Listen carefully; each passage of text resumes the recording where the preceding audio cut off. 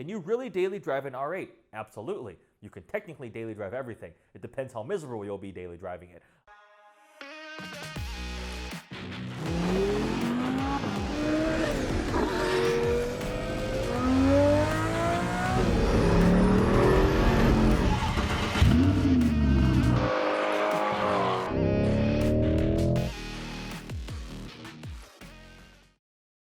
Hey guys, today we're going to do a Q&A video. I pulled all these questions from my Instagram page. I asked people what they wanted to know and I picked some of the interesting ones. So with that, let's get going. First question, is the Ram lowered? It seems rather low for a half-ton truck. The Ram has adjustable height air suspension. It was one of the things that I really wanted to have. And typically when I do park it to take pictures, especially if it's next to like a car like my RS7 was, I would drop it all the way down into entry-exit mode so the suspension would go to its lowest mode. It can go all the way up to normal. It's got an aerodynamic mode, normal, and then like off-road modes. So it does look like it's slightly lowered, but it's not like actually lowered. It's adjustable height air suspension. Next question. Would you ever purchase another Audi besides another RS7 or R8? Well, I like the performance models and I like the luxury models. So the quick answer is yes, I would purchase other ones. The ones that I'm looking at right now, actually, I'm looking at a couple cars and some of them are Audis and one of them is not an RS7 and not an R8. But I came close to buying an A8 at one point. The newer RS5 is sort of interest, but one of my friends had a not great experience with this RS5, so I might not really want that in the future. If I ever wanted a luxury SUV, I mean, the RSQ8 is of extreme interest to me. Obviously, it's a little bit outside of my budget at the moment, but it is a budget Urus. Anyways, there are Audi vehicles that I like outside of the RS7 and R8. I used to own an S4. I really did come close to getting an A8L because they were pretty much the same price as an S4 was at the time, which is crazy in terms of depreciation. And then also, I honestly would do a C8 generation, just A7. I had one for a week, took it on a long drive all the way down to Florida and back to Michigan. And it was extremely comfortable. It had all the tech. It looked amazing, was practical. It just missed out the 560 horsepower twin turbo V8. But in terms of just normal daily driving, I really liked just an A7. Thoughts on buying an EV in the future? Well, the thoughts are it will probably happen at some point. I've owned a plug-in hybrid before, the i8, and I really liked it. Now, that had a pretty puny pure electric range, so I would only plug it in to charge it if I was leaving it overnight. If I was just coming in and out of the house or I was going to leave in a couple hours for dinner, I wouldn't bother plugging it in because the battery pack will get regenerated by the gas motor and the brakes. Now, I've driven a couple pure electric vehicles before. I really want to drive a Taycan. Do I want a Tesla? No, really not at all, actually. To me, Teslas are more like appliances. They don't have any of the emotion there. I mean, ludicrous mode of launch control is really fun. It's fast. But after that, the interior doesn't really match the price tag. Look at a $110,000 A8 and a $110,000 Tesla Model S. It's not quite the same level of materials, fit and finish. The big screen is nice, but I personally don't really want to own a Tesla at the moment. Would I want to own a Taycan? Absolutely. That's insane. So yes, I could definitely see myself getting an EV, especially as they continue to push bigger range batteries and more performance for sports cars. I mean, I wouldn't turn down a Lotus Evija. What is your most hated vehicle that you have driven? Ooh, I haven't done. I looked through these, but I didn't like super think about every single one for my answers. I drove like this. Oh, this is a long time ago. There was this Pontiac G something, and it was really. It was manual, but it was so slow it felt scary. Oh, I know what it is. The most hated vehicle I've driven was this Nissan Versa Note. I was on a business trip. I think I was in Texas, and it was just a rental fleet, and it was back when I was an engineer at Ford, I think. Anyways, it was so abysmally slow and weak, and the interior was just plastic everywhere, and I was not a fan of that Nissan at all. I legitimately hated that car. And like, it's not that a car has to be the most expensive thing or the most luxurious and the most powerful for me to like it. I enjoy a wide variety of vehicles, but that vehicle was just so miserable to be in. I was unhappy. I would have rather been driving the Mercury Villager minivan that I was driving in high school. Any intentions of getting a C in addition to your new daily? No, not at the moment. I didn't place an order when they were first launching. I didn't get one of the early ones. I know I have a lot of friends who own them. I've done a lot of videos with them. I've driven it and I really liked it. Got to go out in February to drive it outside of Las Vegas on some amazing back roads, and then we got to track it at Spring Mountain Raceway, and it's amazingly fast. I'm impressed with what they did with it. Do I have plans on buying one right now? No. Based on the rumors of what the C8 Z06 and other high-performance ones, those might sway me a little bit more, but currently, I don't have plans on buying a C8 Stingray immediately. What's a dream car you think you could attain in your life? Will you get another manual car? So that's two questions. Part one, dream car I think I could attain. Well, I'm shopping for a potential dream car. I love the McLaren 12C. It's just always been one of my dream cars since it came out. Every time I've driven one, it makes me so excited. My username on Instagram is EddieX616 because 616 is the horsepower output of the McLaren 12C. I had to pick a number because somebody else had the EddieX Instagram tag, the handle, the username. So I went with 616. I've always wanted to own a 12C. My backgrounds probably have a couple 12C pictures there.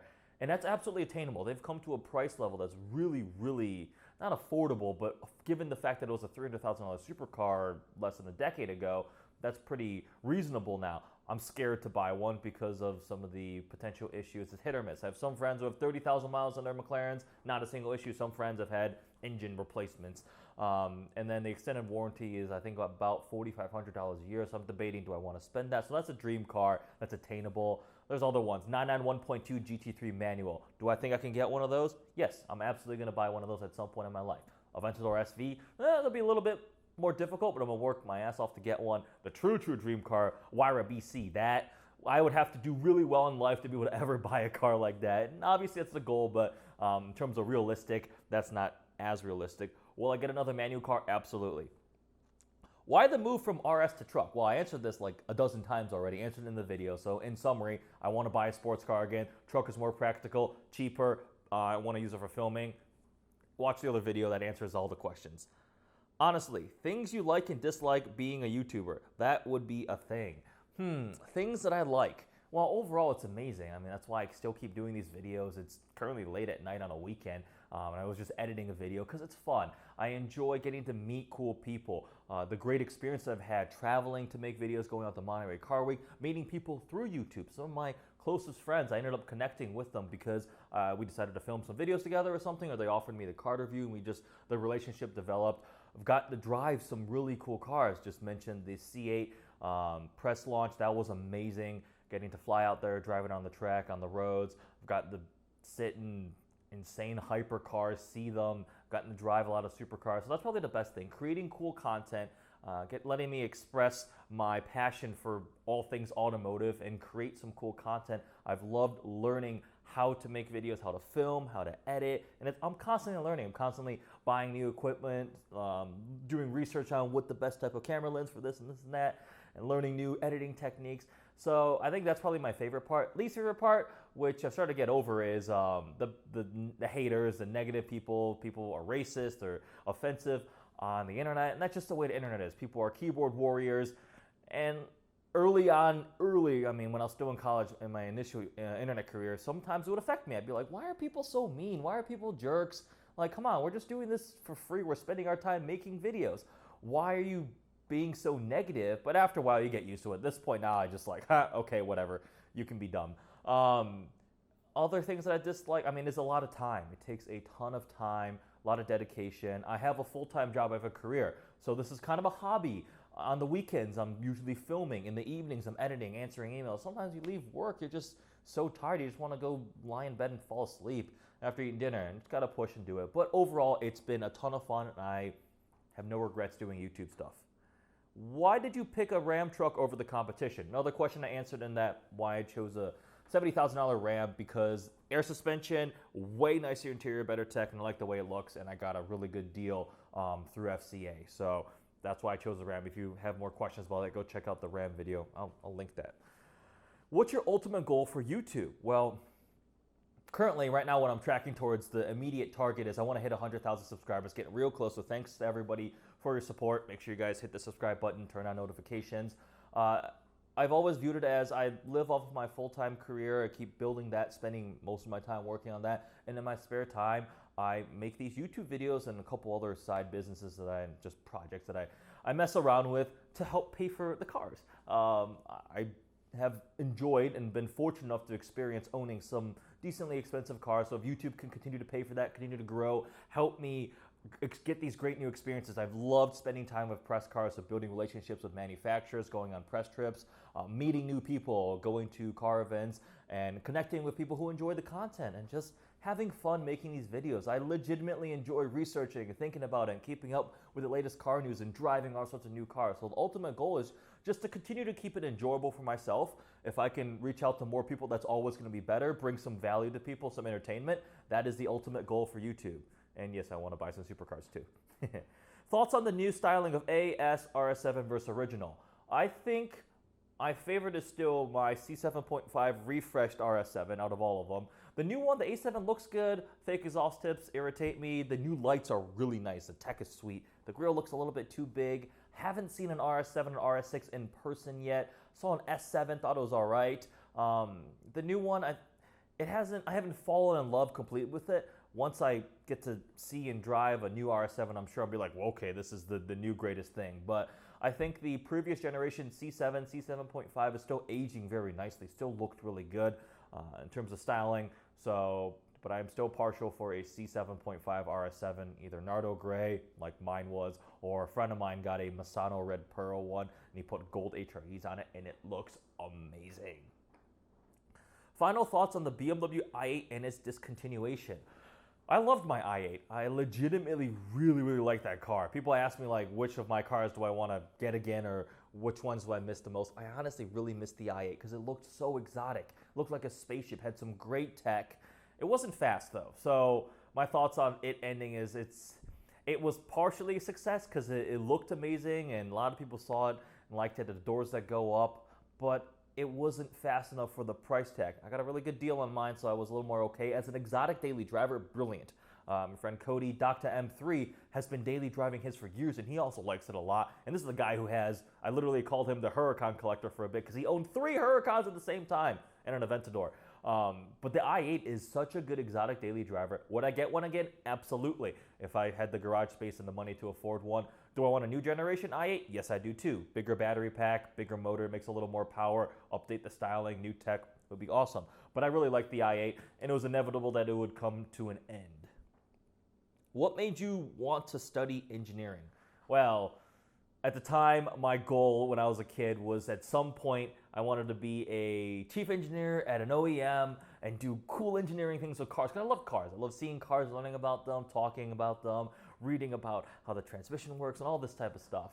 And I was really good at math and science. Physics, calculus, they all came easier for me and I did really well. And it was a natural progression. My dad has a PhD in mechanical engineering. He's worked at Ford as an engineer for years. And I was like, all right, I'll do that. Interned at Ford when I was in college studying mechanical engineering, and it worked really well for me at the time. I thought that's what I wanted to do, but life changes, you pivot. I discovered new interests, I discovered things that I was good at, things that I wasn't necessarily as good at, and I've changed away from that. But initially, I wanted to be an engineer because, I mean, it is a good career field. It fit my interests well as being somebody who loved cars and somebody who was good at math and science and enjoyed doing math and science, but things change.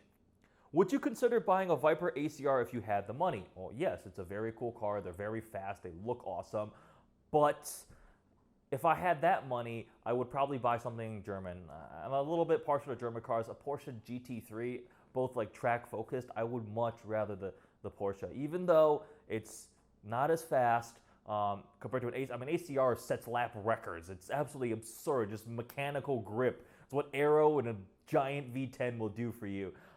But I think just the way I enjoy my cars, I would probably trend away from the ACR. I mean, it's really impressive. And actually, if I did have unlimited money, I would probably get a Viper and send it to Calvo Motorsports for one of their insane twin turbo kits with a sequential transmission, because those things are absurd. I was at TX2K, I think it was last year, watching those Vipers run was absurd. What's your dream supercar? McLaren's, but I'm scared about McLaren, sort of. Aventador SV, I would love one of those. Now, actually, recently drove my buddy Mike's Murcielago, and now that's been added to the list. I have a lot, and I'm in a sort of a weird situation because I get to experience so many. I'm fortunate to have so many friends who have cool cars and to get opportunities to drive so many. So I'm very picky with specifically what I want. But dream supercar, McLaren 12C is on that list. 991.2 GT3, which is borderline supercar status, I guess. McLaren 720S, 458. I want a 458 at some point too. Would you ever want to collab with any European auto YouTubers? If so, who? Yeah, I mean, I'm open to collaborating with anybody that I get along with. I've met Shmi, Tim, a bunch of times. We were both on the same wave for the Corvette launch, and it was fun hanging out at dinner, talking about cars and various experiences and people we knew. Personally, I started watching Matt Watson from Carwell a lot, so if I could ever collaborate with him, that would be cool. I really like his review style. He's hilarious, great commentary, and I really enjoy his videos. Will you still attend Michigan car events in the future? Probably. I still have a lot of friends back there, family there. It's not that far of a drive. I'm just in the suburbs of Chicago. So I'll head back there depending on what's going on. Might still appear at some Michigan car events. I understand you are replacing the RS7. Do you regret buying it or any of your other cars? I do not regret buying the RS7 at all. I don't regret buying the RS7 because it was one of my dream cars, dream daily, and I really wanted one. I regret selling my manual V10 R8 a little bit. I mean, I made really good money on that car, but it's still been slowly climbing up. The gated manual V10s are still climbing and holding at least. Do I regret buying it? Nope. I don't regret buying any of my cars, actually. I've liked all of them, and I would take all of them back if I could at the moment. So, no. I think through the process of what I want to buy just a lot. I spend a lot of time thinking about it. Sometimes it becomes a little bit impulsive, but I still reason through it. The R8 was technically impulse buy, but no, I don't regret buying the RS7 any of the other cars. Do you see yourself getting a Lambo in the future? I mean, if I could afford one, sure. I don't really want the Huracan per se. It's a great car. It's amazing, like a Performante or an Evo. They're awesome. But just the way I view it, honestly, I'd take an R8 V10 Plus, pocket the money, go put a turbo kit on it or something. Aventador SV is still one of the coolest cars in a Murcielago. A little bit out of my price range. I could buy like an early pre-LP Gallardo or even LP Gallardo, but I don't really want E-Gear, and the gated cars are a little more expensive too, so we'll see. But I don't, most likely will not be buying a Lamborghini within the next 2 to 3 years. Favorite thing about German, Italian, and American cars? Well, Germans, they are just so well engineered and well designed, and they execute their purpose really well. Holistically, I think they're some of the best cars out there, and I've owned a lot of them for my car experience. Italians are usually a little more exciting. It's hard to put like an actual exact thing on it. It's hard to describe it perfectly, but they just seem to prioritize a little more of the excitement. The way they look, the styling will not be as formal as the German cars. They sound a little bit better, and it's almost like the compromises where they aren't necessarily the flaws make them more interesting. And Alfa Romeo, objectively, the infotainment, the interior is not as good as the 3 Series, but you're just like, ooh, this is more exciting to drive. The little subtle touches, the giant metal shift paddles on a Giulia Quadrifoglio or Stelvio Quadrifoglio. That would be Italians. And American cars is just all around, let's get your, let's see, what would be your favorite part of American? Probably bang for your buck. Look at a Shelby GT350. I don't think there's any car that can match the excitement you get from a Shelby 350 for the dollar. Like, dollar to dollar, you compare it to, like, let's just say an M4 compared to a GT350R. Oh my God, I would much rather have the GT350R. It drives so much better, more exciting, sounds better. Corvettes, same thing. My pickup truck, Ram 1500, the practicality, utility, even SUVs. They offer you a lot more value, I think, and they're well-rounded, and they give you a lot of the stuff there. Manual 599 GTO in a color you hate if it existed, or dream spec R8. Manual 599, I'll wrap it. If you could bring any car back into production, which car and why?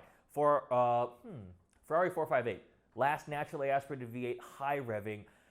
488 is amazing. It handles really well. I didn't love the way it looked, and I wasn't as excited about it, but after driving them, I got the track one. I was like, oh wow, this is impressive. That torque from the turbocharged engine, but it doesn't have that excitement of the 458 naturally aspirated V8. And they're never going to be naturally aspirated again because they're not going to go back to, most likely they won't go back to NA, but I would love if they took the 458 and continued to push it because I just love the way that thing looks, styled by Pininfarina, still looks and sounds so good, and is plenty dang fast. Can you really daily drive an R8? Absolutely. You can technically daily drive everything. It depends how miserable you'll be daily driving it. But an R8 is, no, honestly, I was comfortable. At 6'3", it fit pretty much. I took it to Costco. I took it to dinner. It was fine. I took it to the gym. You can absolutely daily drive an R8, and they're all becoming to that point. I mean, McLarens you can daily drive, R8 you can, Porsche Turbo S obviously has always been the daily drivable supercar for a while. Ferraris with the bumpy road mode, they're comfortable. Really, it just comes down to how much space do you need? But yes, you can daily drive an R8. RS5 Sportback or RS7? I bought an RS7. That's my answer. Any car you regret not buying? Ooh. I came close to buying this 12C a while ago, but actually I would have regretted buying that because it would have been a nightmare. That car had some issues. I don't think so. When I was first shopping for my first car ever, this was right when I graduated college in 2016, I was between an E92 M3 and a Boss 302 Laguna Seca, and I went with the Boss 302 Laguna Seca. E92 M3 LCI manuals, I was looking for them recently, and they're actually hard to find and or decently up priced. So I guess I could regret saying I didn't buy one of those, but I was happy with the Mustang while it lasted. Anything you don't like about the RS7 besides it taking a toll on your wallet? Nope. Love that car. Perfect daily driver. Just got a little bit expensive in terms of running costs. Brakes are expensive. It's a high-priced vehicle. It's a $130,000 car, brand new, so it's going to cost that much to maintain too. But other than that, I absolutely loved my RS7. Why did you move to Chicago from Michigan? I accepted a new job early this year as Director of Marketing for HP Tuners, and we are located out in Buffalo Grove, Illinois, so I naturally had to move out here. Will you ever come back to Detroit? Yes, I still have family there. I will be coming back. What are the specs on the truck? Can you show the window sticker? Again, see both the Ram videos I've posted. It's almost $70,000 sticker, Ram 1500 Laramie with the 5.7 Hemi e-torque, and I checked almost all the boxes. So check the other video for window sticker. Ever plan on buying another Mustang? Absolutely. Absolutely. I'm giving away some things right now. I really would like to own a Shelby GT350 still, and my friend Matt and Kent and they own GT350s and have been trying to get me to buy one for legitimately years. And I've come close, but there's a chance I might get one of those again, and that counts as a Mustang. Where would you prefer to live, and why is it Arizona? My friend Cordell, he knows me well. Arizona, if I could move anywhere in the world right now, it would probably be Arizona, because I went and visited my friend Kent out there after Car Week, and I think I went back again, or maybe just the first time. Anyways, Scottsdale was amazing. The weather was nice, the cool car culture there, stuff to do, nicer roads, great weather all year round, reasonable cost of living, and I am sick of winters, cold, snowy, icy winters. But because of my career, I ended up in Chicago, which is really no warmer than Michigan, but I would like to do that at some point. If you could have any car for free, which one would you choose? I'll take a Wyra BC, please. Would you finance a used car? Absolutely. I mean, if you have the cash to pay for it, sure. I personally like having some cash liquid so I can use it for other things. And interest, if you can qualify for very low interest rate, go for that. I'm fine with having a monthly payment. Just put a hefty down payment down. You don't want to end up underwater. You want equity in your car.